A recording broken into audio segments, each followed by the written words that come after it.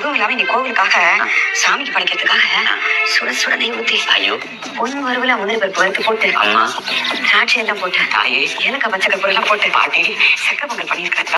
கோவிலில் கொடுக்குற சக்கரை பொங்கல் மாதிரியே வீட்டிலே எப்படி பண்ணுறதுன்னு வாங்க பார்க்கலாம். சக்கரை பொங்கல் செய்யறதுக்கு 1 கப்பு அரிசியை நல்லா வாஷ் பண்ணி எடுத்துக்கோங்க. எந்த கப்பில் அரிசி எடுத்தீங்களோ அதே கப்பில் 4 கப்பு தண்ணி எடுத்துக்கோங்க. தண்ணி நல்லா கொதித்ததும் நம்ம களைஞ்சி வச்சுருந்த அரிசியை அதோட சேர்த்து போட்டு நல்லா கொதிக்க விடுங்க. அரிசி இந்த மாதிரி நல்லா குழைவாக வெந்து வந்ததும் 1.25 கப்பு வெல்லம் சேர்த்து நல்லா மிக்ஸ் பண்ணி விடுங்க. நாங்கள் டேஸ்ட்டுக்காக 1.25 கப்பு சேர்த்துருக்கோம். உங்களுக்கு வேணும்னா 1 கப்பு வெல்லம் கூட சேர்த்துக்கலாம்.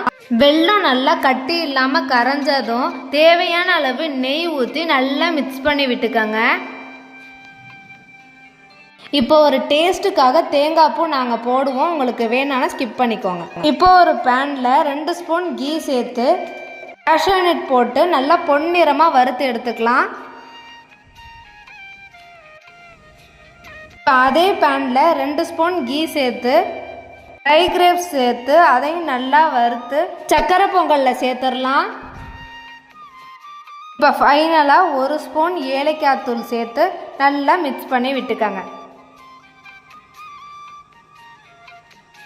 இப்போ நெய் மணக்க சுவையான சக்கரை பொங்கல் ரெடி ஆகிடுச்சு. இதை நீங்களும் உங்கள் வீட்டில் செஞ்சு பார்த்துட்டு எனக்கு கமெண்ட் பண்ணுங்கள். இதே போல் நிறைய வீடியோஸ் பார்க்க நம்ம சேனலை லைக் பண்ணுங்கள், ஷேர் பண்ணுங்கள், மறக்காமல் சப்ஸ்கிரைப் பண்ணுங்கள். தேங்க்ஸ் ஃபார் வாட்சிங். தேங்க்யூ.